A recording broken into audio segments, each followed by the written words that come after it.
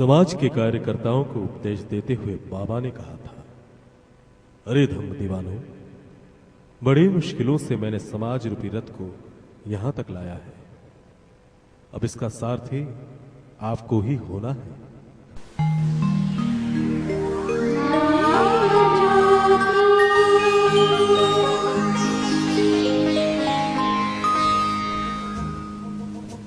जय भीम। मैं सिद्धार्थ और मैं मंजूश्री। धम्मज्योति के इस अंक में हम आपका स्वागत करते हैं। सबसे पहले हम आपका धन्यवाद करते हैं कि आपने धम्मज्योति न केवल देखा बल्कि प्यारी प्यारी चिट्ठियां भी हमें भेजी। न केवल चिट्ठियां बल्कि ईमेल भी किया। चिट्ठियों का कार्यक्रम तो हम आपको दिखाएंगे ही, लेकिन सबसे पहले दर्शकों को ये तो बता दें कि इस माह धम्मज्योति में हम आपको क्या क्या दिखा रहे हैं। इस माह हम दिखाएंगे धम्म ज्ञान, हास्य नाटक और गीत, और हमेशा की तरह हलचल। और इस बार तो जीते हुए प्रतियोगियों के नाम और इनाम भी दिखाएंगे। तो सबसे पहले कौन सा फूल लेकर आ रहे हैं अपने दृश्य वाटिका का? सबसे पहले तो है एक गीत। तो चलिए देखते हैं गीत। हे भीम, हे भीम, हे भीम।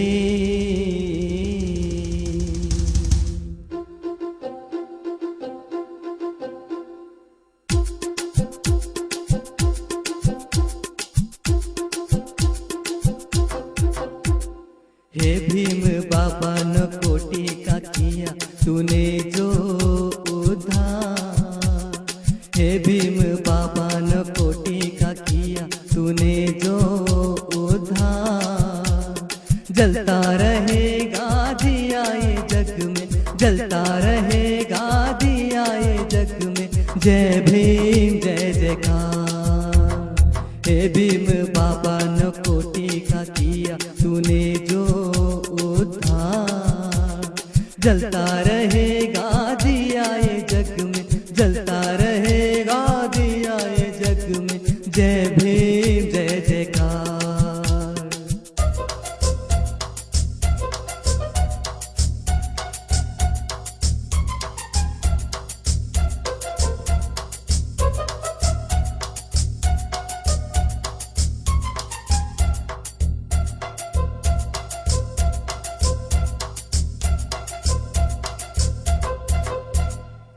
धम दिया है सदाचार का, सब करते तुमको वंदन।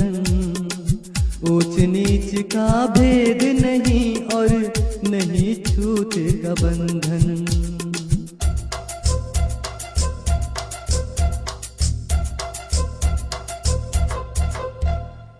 धम दिया है सदाचार का, सब करते तुमको वंदन।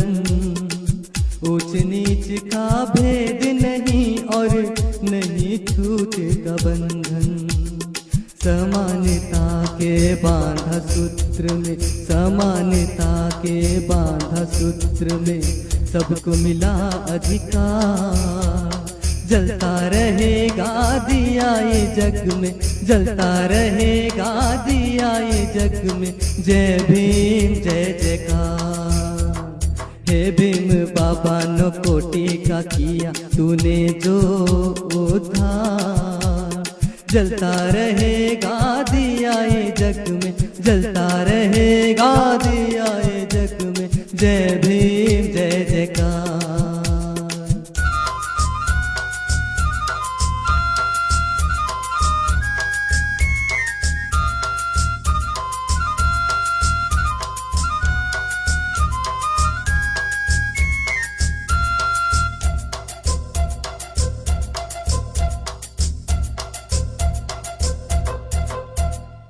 बाबा थे करुणा के सागर, गांधी को जीवदान दिया। बाजी लगा कर जान की अपने दलितों का अधिकार लिया।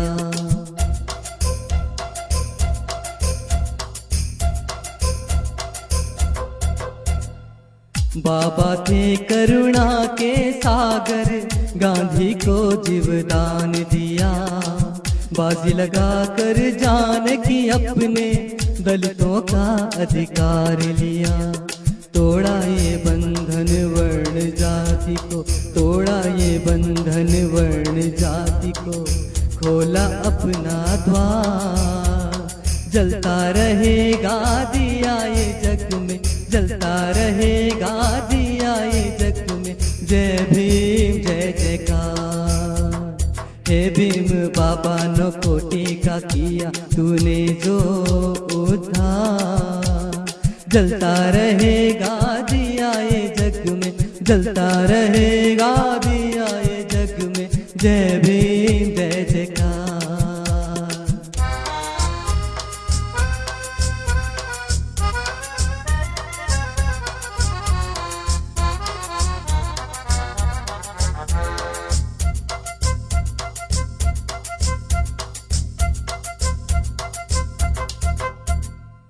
देश धर्म की रखने अखंडता, धर्म को परिवर्त किया। शिक्षित बनो संगठित बनो, संघर्ष करो का मंत्र दिया।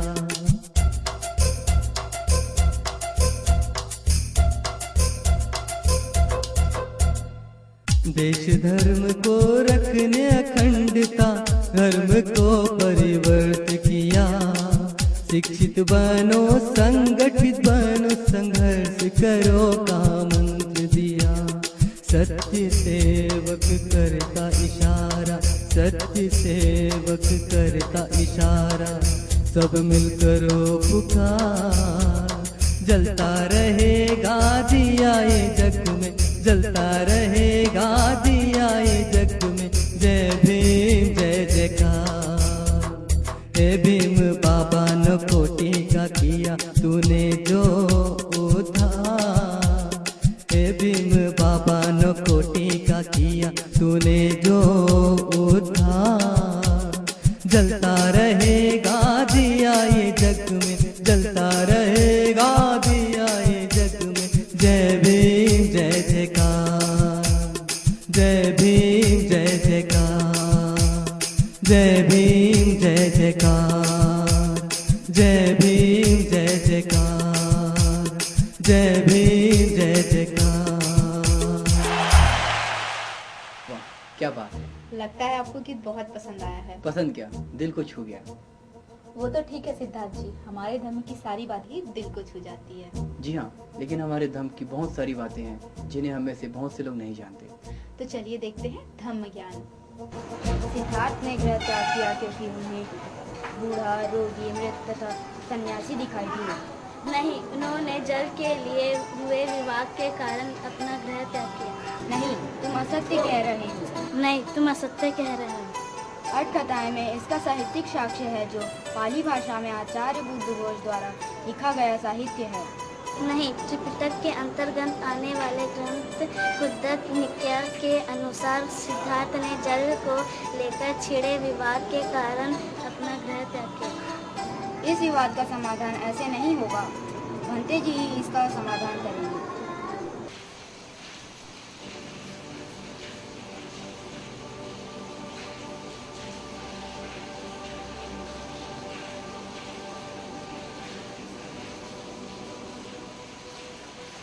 हे भंते, हमें हमारे सवालों के सही उत्तर देने की कृपा करें। कहो भिक्षुओं, किस प्रकार के सवालों ने तुम्हें विचलित किया है? हे भंते, हम लोगों का मत इस विषय पर एक नहीं है कि सिद्धार्थ ने गृह त्याग क्यों किया। हाँ भंते, मेरा कहना है कि बूढ़े, रोगी, मृत तथा साधु को देखकर तथागत के मन में गृह त्याग की भावना उत्पन्न हुई थी। तथा भंते, मेरा कहना है कि शाक्यों तथा कोयों के मध्य जल को लेकर वे विवाद के कारण सिद्धार्थ ने गृह त्याग किया। भिक्षु, तुम्हारे मस्तिष्क में सवाल उठना स्वाभाविक है। ये बात बाबा साहेब की इन बातों से स्पष्ट है कि बौद्ध त्रिपिटक और उनकी अट्टकथाएं समुद्र की तरह विशाल है। भगवान बुद्ध के जीवन काल में ही उनके वचनों का परिवर्तित रूप उन तक पहुंचता था तथा इतिहास में हम देखते हैं कि भिक्षु भी भगवान बुद्ध के पास जाकर पूछते हैं कि ऐसी परिस्थिति में उन्हें क्या करना चाहिए। तो क्या भंते, इस बात का कोई भी साहित्यिक साक्ष्य नहीं है? भिक्षुओं, ये दोनों बातें साहित्यिक रूप से देखने में आती है। अट्ट कथाओं के अंतर्गत सिद्धार्थ ने गृह त्याग किया क्योंकि 29 वर्ष की आयु में उनको एक बूढ़ा दिखा, एक रोगी दिखा, एक वृद्ध को देखा और एक साधु को देखा। इन चारों बातों को देखकर उनके मन में गृह त्याग की भावना उत्पन्न हुई। वहीं त्रिपिटक के अंतर्गत आने वाले ग्रंथ खुद्दक निकाय के सुत्त निपात के 8 वग्ग में उत्तरदंड सुत्त है। उसमें लिखा है, अत्तदंडा भयंग जातंग जनंग पश्सथ मेघकंग संवेगं कित्तस्सामि यथा संविजितंग मया। समाज के कार्यकर्ताओं को उपदेश देते हुए बाबा ने कहा था, अरे धम्म दीवानों, बड़ी मुश्किलों से मैंने समाज रूपी रथ को यहां तक लाया है। अब इसका सारथी आपको ही होना है।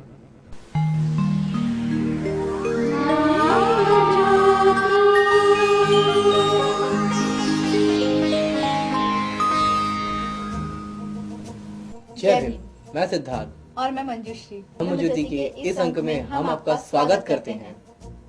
सबसे पहले हम आपका धन्यवाद करते हैं कि आपने धम्म ज्योति न केवल देखा बल्कि प्यारी प्यारी चिट्ठियां भी हमें भेजी। न केवल चिट्ठियां बल्कि ईमेल भी किया। चिट्ठियों का कार्यक्रम तो हम आपको दिखाएंगे ही, लेकिन सबसे पहले दर्शकों को ये तो बता दें कि इस माह धम्म ज्योति में हम आपको क्या क्या दिखा रहे हैं। इस माह हम दिखाएंगे धम्म ज्ञान, हास्य नाटक और गीत, और हमेशा की तरह हलचल, और इस बार तो जीते हुए प्रतियोगियों के नाम और इनाम भी दिखाएंगे। तो सबसे पहले कौन सा फूल लेकर आ रहे हैं अपने दृश्य वाटिका का? सबसे पहले तो है एक गीत। तो चलिए देखते हैं गीत। हे भीम, हे भीम, हे भीम।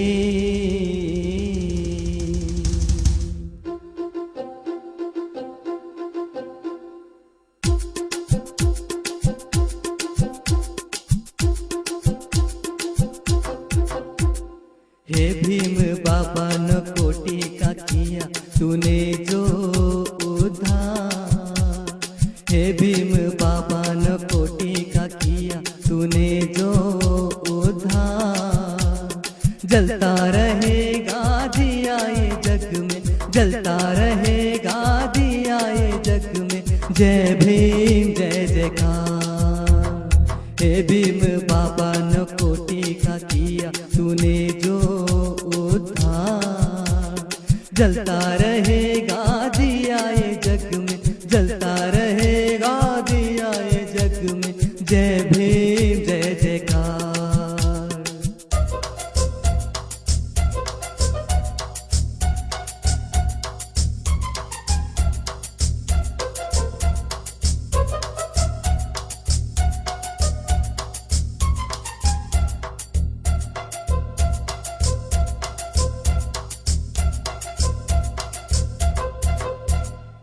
धम्म दिया है सदाचार का, सब करते तुमको वंदन। ऊंच नीच का भेद नहीं और नहीं छूट का बंधन।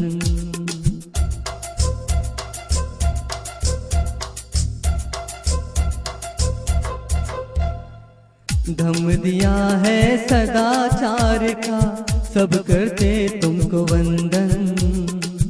ऊंच नीच का भेद नहीं और नहीं छूट का बंधन।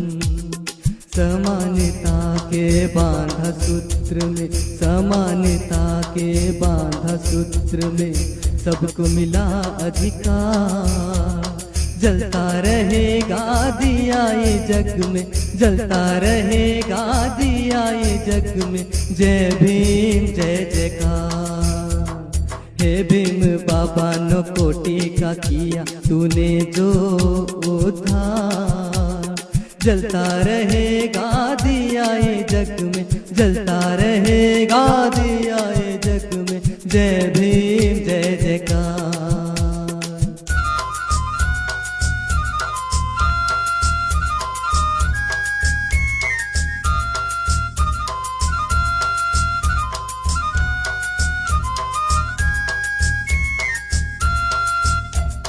समाज के कार्यकर्ताओं को उपदेश देते हुए बाबा ने कहा था, अरे धम्म दीवानों, बड़ी मुश्किलों से मैंने समाज रूपी रथ को यहां तक लाया है। अब इसका सारथी आपको ही होना है।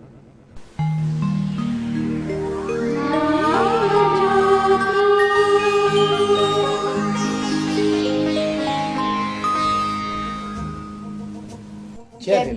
मैं सिद्धार्थ और मैं मंजूश्री। धम्म ज्योति के इस अंक में हम आपका स्वागत करते हैं।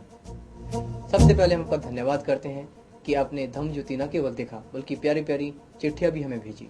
न केवल चिट्ठियां बल्कि ईमेल भी किया। चिट्ठियों का कार्यक्रम तो हम आपको दिखाएंगे ही, लेकिन सबसे पहले दर्शकों को ये तो बता दें कि इस माह धम्म ज्योति में हम आपको क्या क्या दिखा रहे हैं। इस माह हम दिखाएंगे धम्म ज्ञान, हास्य नाटक और गीत, और हमेशा की तरह हलचल। और इस बार तो जीते हुए प्रतियोगियों के नाम और इनाम भी दिखाएंगे। तो सबसे पहले कौन सा फूल लेकर आ रहे हैं आप अपने दृश्य वाटिका का? सबसे पहले तो है एक गीत। तो चलिए देखते हैं गीत। हे भीम, हे भीम,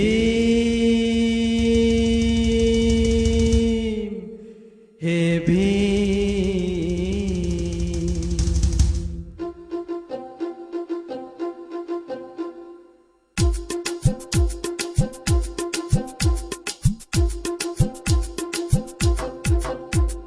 हे भीम बाबा न कोटि का किया तूने जो उद्धार।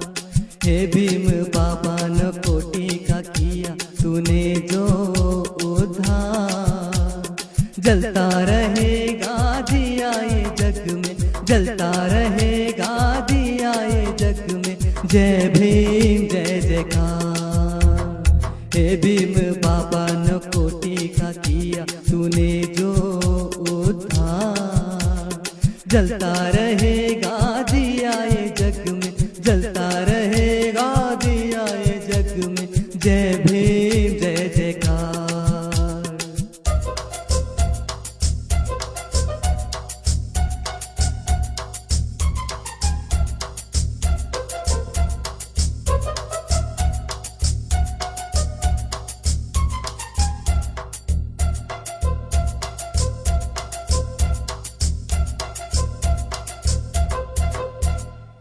धम दिया है सदाचार का, सब करते तुमको वंदन।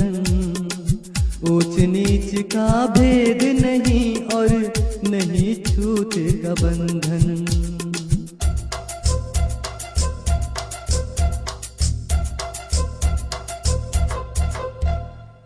धम दिया है सदाचार का, सब करते तुमको वंदन। ऊंच नीच का भेद नहीं और नहीं छूट का बंधन। समानता के बांधा सूत्र में, समानता के बांधा सूत्र में सबको मिला अधिकार। जलता रहेगा दिया ये जग में, जलता रहेगा दिया ये जग में। जय भीम जय जयकार। हे भीम बाबा न कोटि का किया तूने जो उद्धार। जलता रहेगा दिया ये जग में, जलता रहेगा दिया ये जग में। जय भीम जय जयकार।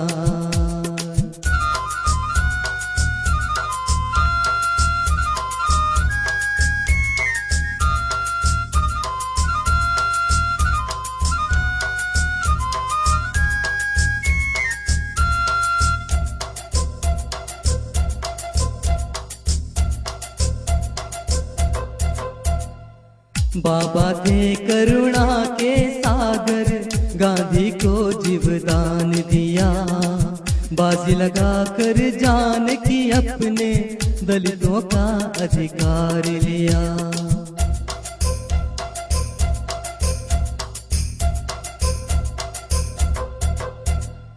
बाबा थे करुणा के सागर, गांधी को जीवदान दिया।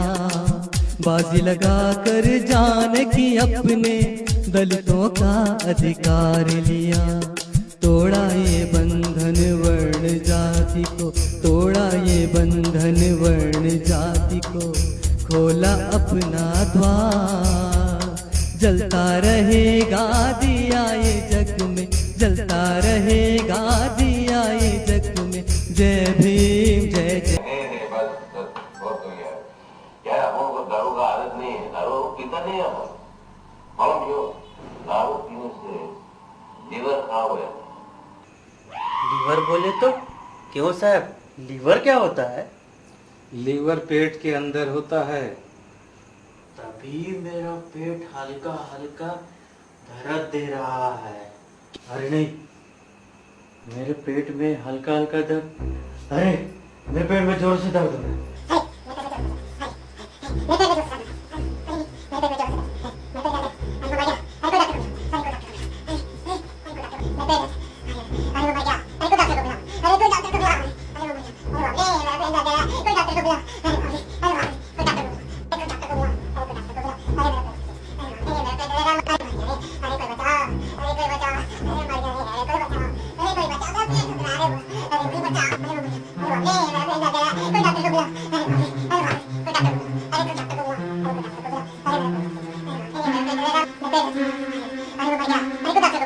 अरे कोई डॉक्टर को बुला, अरे मर गया, अरे कोई बचाओ। मैं डॉक्टर को लेके आता हूँ। हाँ भाई साहब जल्दी करिए। अरे बाप रे,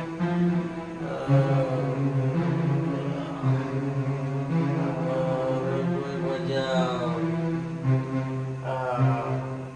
आइए डॉक्टर साहब, आइए आइए, देखिए। क्या तकलीफ है आपको?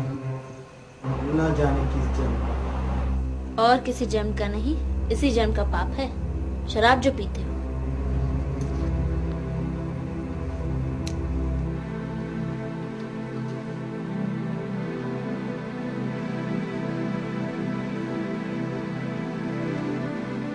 जानते हो, फल और अनाज को सड़ाकर अल्कोहल बनाया जाता है, जो कि इतना तेज होता है कि वो तुम्हारी किडनी और लीवर दोनों को खराब कर सकता है, और तुम शराब पीते हो।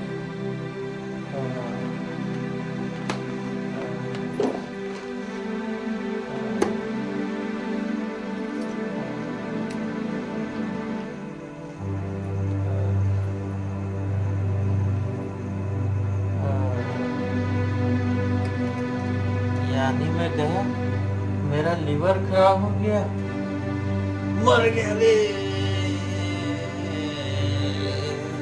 नहीं, अभी तो तुम्हारा लीवर खराब नहीं हुआ। यानी मेरी किडनी खराब हो गई, मर गया रे। अब मुझे कौन किडनी देगा? मुझे किडनी देना। तुम्हारी किडनी भी खराब है। फिलहाल जहरीली शराब पीने की वजह से तुम्हारे पेट में जहर फैल गया। मैंने तुम्हें इंजेक्शन तो दे दिया है, इस बार शराब बहुत कम जहरीली है, इसलिए तुम बच गए हो। अब भी वक्त है शराब छोड़ो, नहीं तो लीवर या किडनी जरूर खराब हो जाएगा। अभी तो ठीक हो जाऊंगा ना? हाँ, ठीक हो जाओगे।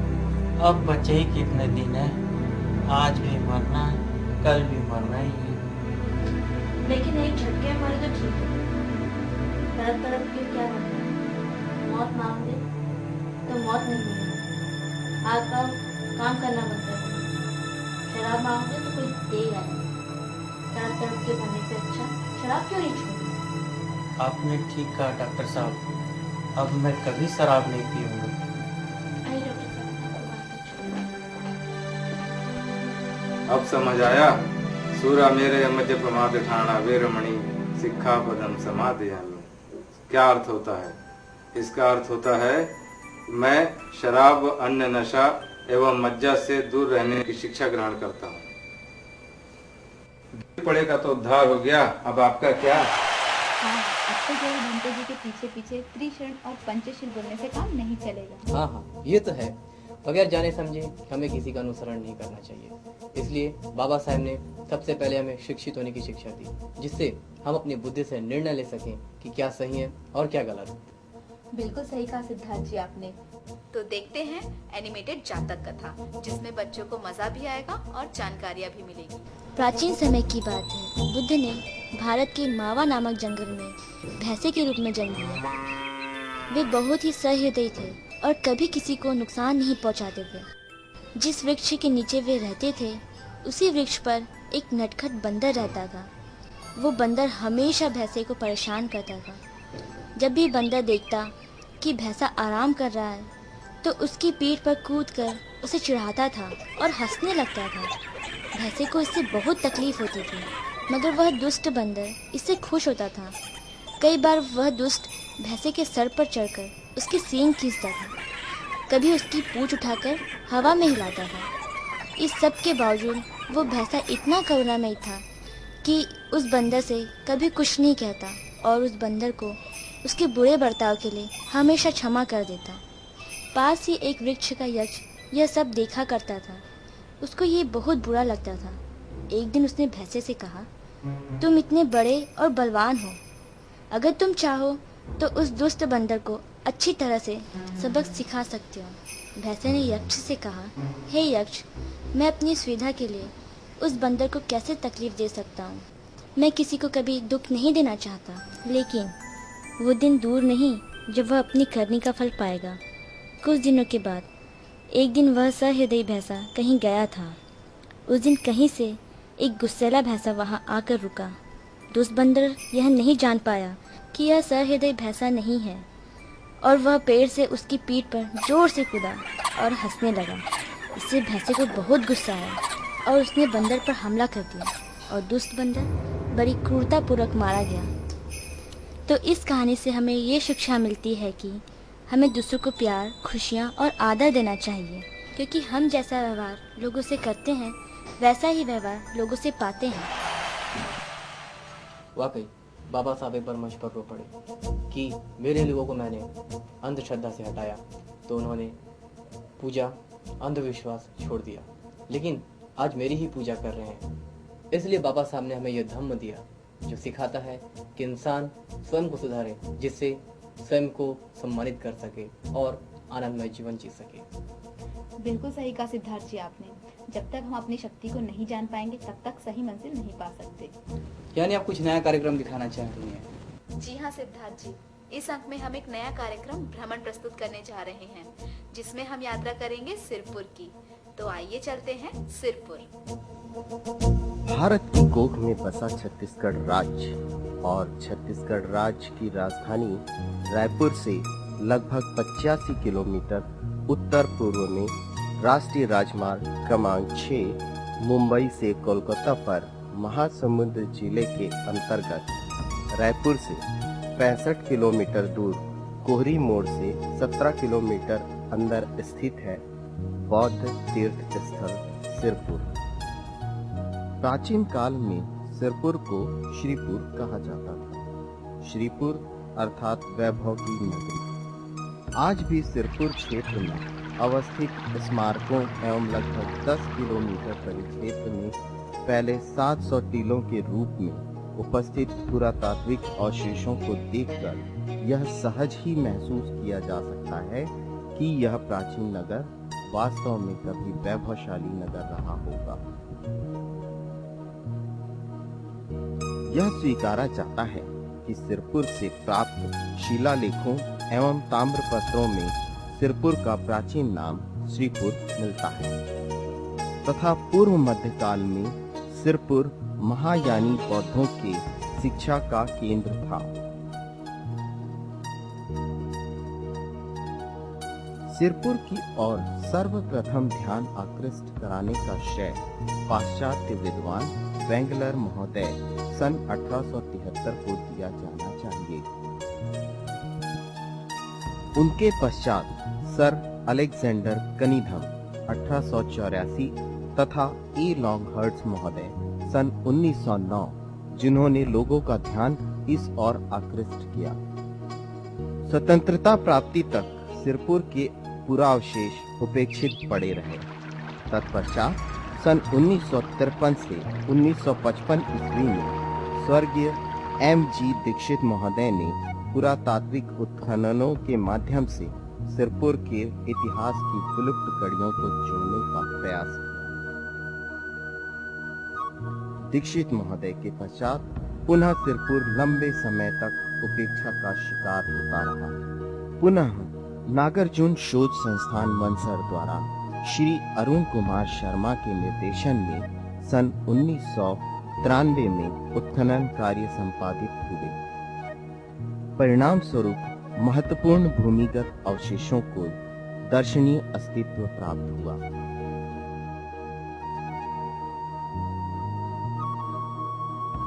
भारतीय पुरातत्व सर्वेक्षण रायपुर मंडल द्वारा श्री के मोहम्मद पुरातत्वविद के निर्देशन में सन 2004 तक सिरपुर में उत्खनन कार्य संपादित हुए, जिसके फलस्वरूप महत्वपूर्ण आवासीय परिसरों की प्राप्ति हुई। सिरपुर स्थित स्मारकों में कुछ तो ऐसे हैं जो पूर्व से अस्तित्व प्राप्त हैं, परंतु कुछ ऐसे हैं जो उत्खनन पश्चात अस्तित्व में आए। आनंद प्रभु नामक भिक्षु के नाम से प्रसिद्ध आनंद प्रभु कुटी विहार सन 1955 में सिरपुर में हुए उत्खनन के फलस्वरूप प्रकाश में आया। आनंद प्रभु कुटी विहार का निर्माण सोमवंशी राजा महाशिवगुप्त बालार्जुन के शासनकाल में हुआ था। ईंटों से निर्मित यह विहार उत्तराभिमुख है। इसके मुख्य मंडप के द्वार के दोनों ओर द्वारपाल एवं यक्ष की प्रतिमाएं हैं। मध्य में आंगन तथा सभा मंडप है, जो बड़े षोडश स्तंभों से अलंकृत है, जिसके चारों ओर बरामदे लगे हुए 14 कक्ष हैं। गर्भगृह में लगभग 6.5 फीट ऊंची विशालकाय बुद्ध प्रतिमा भूमि स्पर्श मुद्रा में सिंहासन पर विराजमान है। यह विहार दक्षिण कौशल के सोमवंशी भवन निर्माण कला का अनुपम उदाहरण है।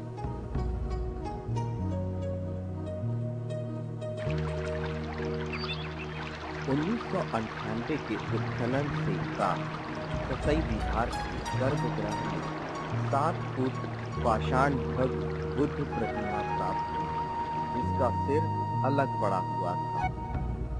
इस विहार का परकोटा विशाल है, जिसकी दीवारें 5 फुट चौड़ी और 20 फुट जमीन में धंसी है तथा यह धरातल से 7 फुट गहराई में प्राप्त हुई है। भदंत आर्य नागार्जुन सुरेश ससई के प्रयास से यह उत्खनन कार्य किया गया। सिरपुर का उत्खनन पूरे की पूरा जो अभी तक जो किया है वो आर्कियोलॉजिकल सर्वे ऑफ इंडिया ने नहीं किया है। जो नागार्जुन सोसाइटी की तरफ से जो भी काम हुआ है सब कुछ वही नागार्जुन सोसाइटी की तरफ से हुआ है, लेकिन अभी इसका फर्दर डेवलपमेंट का काम जो है वो आर्कियोलॉजिकल सर्वे ऑफ इंडिया कर रहे हैं। जिसके सम्मान में भारतीय पुरातत्व सर्वेक्षण रायपुर मंडल द्वारा इस विहार का नाम ससई विहार रखा गया है। भंते नागार्जुन सुरेश ससई जी को मैंने अपने खेत में एक भगवान बुद्ध की मूर्ति थी जो सिर विहीन है, उनको मैं दिखाने ले गया, जिसको भंते जी ने देखकर बहुत आश्चर्य से कहा कि यहाँ पर एक बहुत बड़ा बौद्ध विहार है, इसकी खुदाई करना चाहिए। ये कहकर भंते जी ने मुझे आदेश दिया कि आप छत्तीसगढ़ गवर्नमेंट से परमिशन लो और उसके बाद हम इसको दिल्ली से परमिशन लेंगे और इसका खुदाई शुरू करेंगे। जब भंते जी ने इस जमीन में खुदाई शुरू किए तब 5 फीट जमीन के नीचे 100 फीट लंबा चौड़ा बौद्ध विहार अंदर से निकला और बहुत सुंदर सुंदर मूर्तियां निकली, बहुत सारी चूड़ियां हैं, बहुत सारे बर्तन हैं और उसमें कुछ खिले भी मिले, कुछ औजार भी मिले। यह सामग्री इतनी महत्वपूर्ण है जिसको देखकर ऐसा आश्चर्य लगा कि इतनी सारी सामग्री इस जमीन के अंदर से मिली है। और उसी बगल से ही भगवान बुद्ध का सिर भी हमें मिला। हमने भगवान बुद्ध का सिर को जोड़ दिया और जब उस सिर को जोड़ा गया और देखा गया कि एक विशाल बौद्ध विहार इस जमीन के अंदर में है, एक बहुत बड़ी आश्चर्य बात है। यहाँ चूड़ियों के भग्नावशेष मिले हैं, जिससे यह अनुमान लगाया जाता है कि यह स्त्री बुद्ध विहार था, जिसमें स्त्रियां दीक्षा ग्रहण किया करती थीं तथा जिसे बौद्ध भिक्षुणी संघ द्वारा संचालित किया जाता था। भंते ससई के प्रयास से ससई विहार के सामने की टीले की खुदाई से 5 फुट की गहराई में उत्तरमुखी विहार प्राप्त हुआ है, जिसके गर्भगृह में 7 फुट ऊंची भूमि स्पर्श मुद्रा में भगवान बुद्ध की प्रतिमा प्राप्त हुई है। इस विहार में परकोटा उत्तरमुखी है, जो 180 गुणित 160 फुट तक फैला हुआ है तथा सभा मंडप के इर्द गिर्द भिक्षुओं के ध्यान कक्ष बने हुए हैं। इसके अलावा यहाँ की खुदाई में 7वीं सदी के अनेक कला अवशेष प्राप्त हुए हैं, जिस पर अनुसंधान हो रहा है।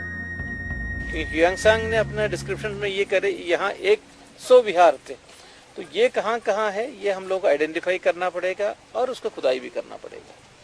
लगभग 29,000 वर्ग फुट में फैला उत्तरमुखी विहार देखने योग्य है तथा यह विहार 7वीं सदी की वास्तुकला का उत्कृष्ट नमूना है।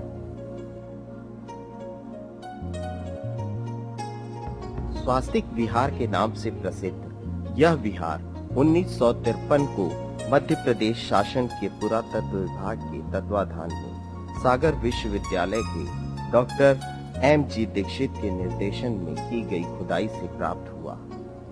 ईंटों से निर्मित इस विहार का निर्माण सोमवंशी शासन काल में 7वीं सदी के बौद्ध अनुयायियों द्वारा कराया गया। स्वास्तिक आकार में होने के कारण इस विहार को स्वास्तिक विहार के नाम से जाना जाता है। इस विहार के मध्य में छोटा सभागृह है, जिसके सम्मुख गर्भगृह में बुद्ध की विशाल प्रतिमा पद्मासन मुद्रा में विद्यमान है। उत्खनन के समय सोपानों के अवशेष मिलने के कारण स्वास्तिक विहार की संरचना 2 मंजिल होने की संभावना व्यक्त की जाती है। सोमवंशी कला का एवं स्थापत्य का यह सुंदर उदाहरण है।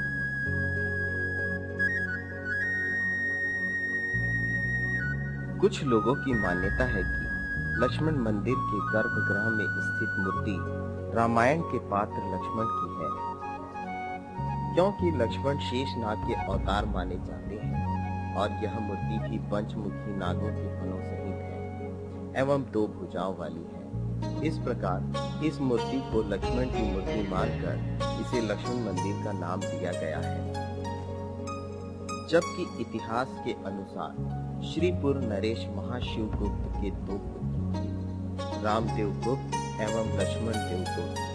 जब लक्ष्मण देव गुप्त पदासीन हुए तब उन्होंने अपनी माता वसाठा के नाम से समर्पित यह बुद्ध विहार बनवाया, किंतु यह लक्ष्मण देव विहार के नाम से प्रसिद्ध हुआ। वर्तमान में यह विहार देखने योग्य ईंटों से निर्मित निर्माण कला का अद्भुत नमूना है, जिसके मुख्य द्वार पर पाषाण नक्काशी में महात्मा बुद्ध का महापरिनिर्वाण दृश्य अलंकृत है। गर्भगृह में ग्रेनाइट पत्थर से निर्मित बुद्ध प्रतिमा सुरक्षा छतरी से सुसज्जित है।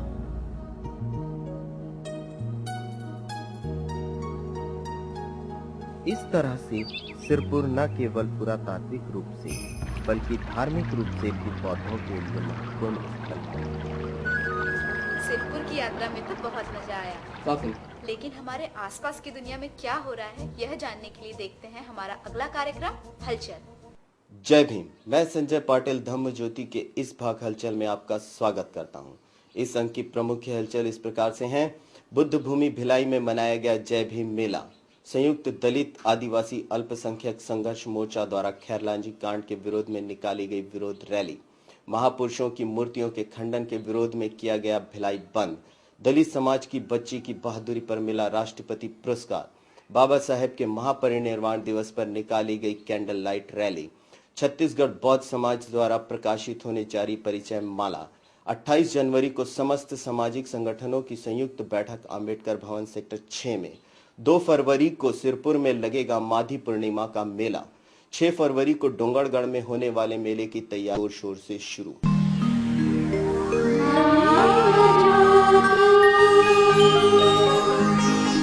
अब जानकारी विस्तार से। विगत नवंबर माह में कोसानगर भिलाई के बुद्ध भूमि परिसर में भीम मेला बहुत ही धूमधाम से मनाया गया।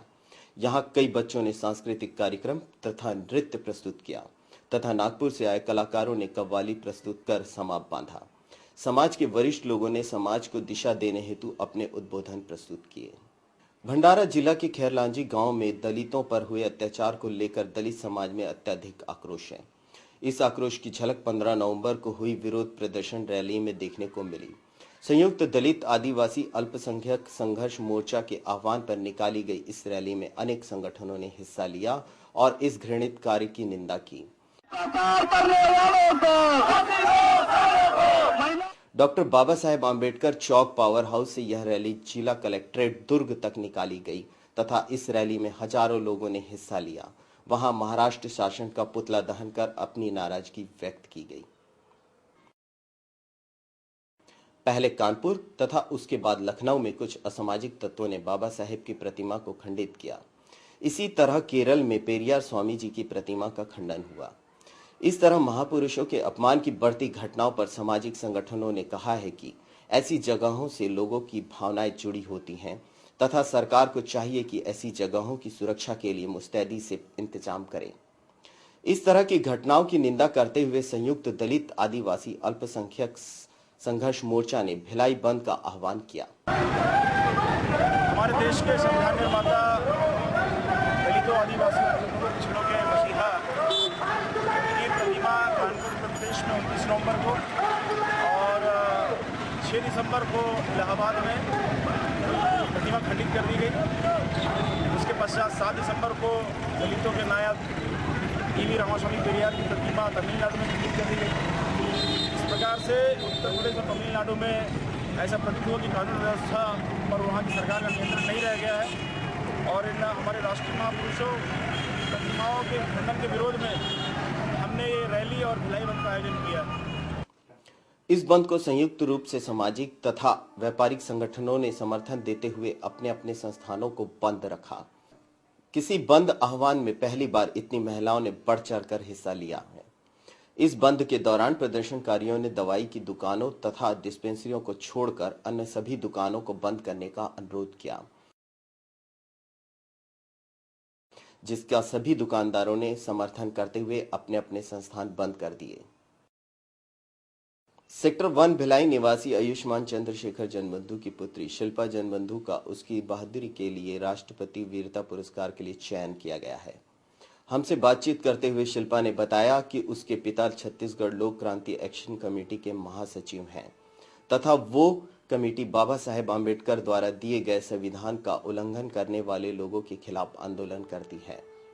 इस कमेटी के सदस्य सलवा जुडुम की वर्षगांठ के कार्यक्रम में सम्मिलित होने के लिए जिला दंतेवाड़ा ग्राम कुटरू जा रहे थे। तब शिल्पा ने पिता के साथ जाने की जिद की। पिता के यह बताने पर कि वहां नक्सलियों ने धमकी दी है कि किसी भी बाहरी व्यक्ति को वहां मार दिया जाएगा। इस जानकारी के बावजूद वह अपनी जान की परवाह किए बिना वहां गई तथा इस पूरी घटना के दौरान कैमरा चलाकर वीडियो शूटिंग भी किया। शिल्पा अभी 10वीं कक्षा की छात्रा है। उसे आने वाले 24 जनवरी को पुरस्कार दिया जाएगा तथा 26 जनवरी को वह दिल्ली में राजपथ में निकलने वाली रैली में हाथी पर सवार होकर सम्मिलित होंगी। यह पूछे जाने पर कि वह बड़ी होकर क्या बनना चाहती है, शिल्पा ने कहा कि वह समाज की सेवा करने के लिए डॉक्टर बनना चाहती हैं। सभी बौद्ध उपासक उपासिका तथा उनके परिवार की जानकारी को राज्य स्तर पर सूचीबद्ध करने के लिए छत्तीसगढ़ बौद्ध समाज के तत्वाधान में परिचय माला का प्रकाशन होने जा रहा है। इस परिचय माला के माध्यम से आप अपने आसपास के बौद्ध उपासक उपासिकाओं की जानकारी प्राप्त कर सकेंगे।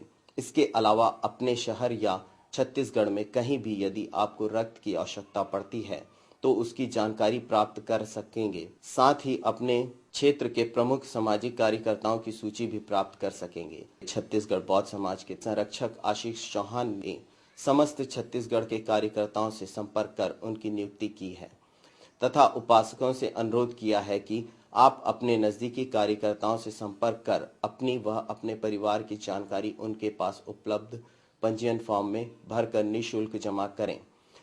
तो आप एक सादे कागज में अपना नाम, पता, सरनेम, आपकी जन्म तिथि, आयु, ब्लड ग्रुप, शिक्षा व आपका मोबाइल नंबर आपका कार्यालय व निवास का फोन नंबर भेज सकते हैं। साथ ही साथ परिवार के मुखिया का बायोडाटा तथा उनके परिवार में उनकी मिसेज या उनके लड़के लड़कियां, नाती पोते सभी का आप बायोडाटा भेज सकते हैं। और इसमें यह एक पूर्णतः निःशुल्क फॉर्म है। इसमें हमने कोई पैसा नहीं ले रहे हैं डायरेक्टरी में नाम छापने का। अगर आपको यह डायरेक्टरी चाहिए तो इसका शुल्क रखा है हमने 50 रुपए। अगर कोई इच्छुक व्यक्ति अपना बायोडाटा फोटो सहित छपवाना चाहता हो तो उसका शुल्क रखा है हमने 150 रुपए। एक सादे कागज पर अपना नाम, उम्र, पता, व्यवसाय, रक्त समूह तथा परिवार के सदस्यों की जानकारी लिखकर आशीष चौहान, आधारशिला शॉपिंग कॉम्प्लेक्स, नेहरू नगर, पूर्व भिलाई के पते पर भेज सकते हैं या cybsdirectory@india.com पर ईमेल भी कर सकते हैं। 9 वर्ष तथा संविधान दिवस के शुभ अवसर पर भारतीय बौद्ध महासभा 1119 ने डॉक्टर अंबेडकर सांस्कृतिक भवन सेक्टर 6 में समस्त सामाजिक संगठनों के संयुक्त मिलन के लिए सभी अंबेडकर अनुयायियों को आमंत्रित किया है। वरिष्ठ कार्यकर्ता मूलचंद गढ़पाले जी ने जानकारी देते हुए कहा कि इस समारोह में बच्चों तथा महिलाओं के लिए सांस्कृतिक कार्यक्रम तथा खेलकूद का आयोजन किया गया है तथा यहां मिलन समारोह के साथ साथ नए साल में होने वाले कार्यों पर चर्चा कर कार्यों की रूपरेखा भी तैयार की जाएगी। आने वाले फरवरी माह में संत शिरोमणि रविदास जी की जयंती के अवसर पर सिरपुर में माघी पूर्णिमा मेला का आयोजन होने जा रहा है। गत वर्षों में इसी दिन सिरपुर में बाबा साहेब आम्बेडकर की प्रतिमा तथा अशोक स्तंभ के स्थापना का कार्य संपन्न किया गया था। सिरपुर अंतर्राष्ट्रीय स्तर पर बुद्ध धर्म के लिए महत्वपूर्ण स्थल है, जहां अभी भी अनेकों रहस्य टीलों के रूप में खुलने का इंतजार कर रहे हैं। डोंगरगढ़ में 6 फरवरी को होने वाले मेले की तैयारी जोर शोर से चल रही है। आने वाले माह फरवरी में होने वाले इस मेले में छत्तीसगढ़, महाराष्ट्र तथा अनेक जगहों से लोग आते हैं।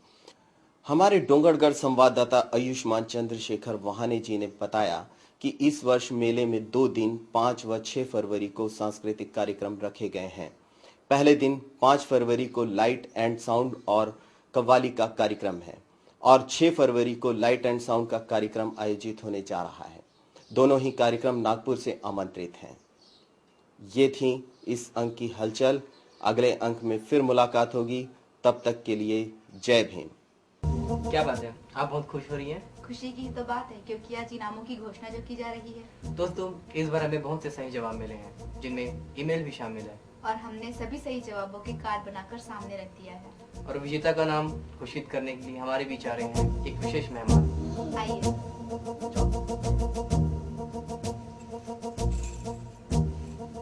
आपका नाम क्या है?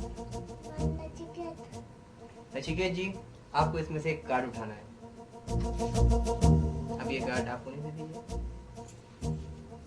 और विजेता का नाम है राम कुबेर, और इन्हें दिया जाता है यह तथागत की प्रतिमा। राम कुबेर जी, आपको बहुत बहुत बधाई। राम कुबेर जी को तो मिल गया इनाम। और हमारा अगला सवाल जानने को दर्शक बहुत उत्सुक होंगे। हमारा अगला सवाल है, बाबा साहब ने किस स्थान पर बुद्ध धर्म की दीक्षा ली थी? आपको केवल शहर का नाम बताना है। सवाल एक बार फिर, बाबा साहेब ने बुद्ध धर्म की दीक्षा किस स्थान पे ली थी? आपके जवाब हमें 28 फरवरी के पहले मिल जाने चाहिए।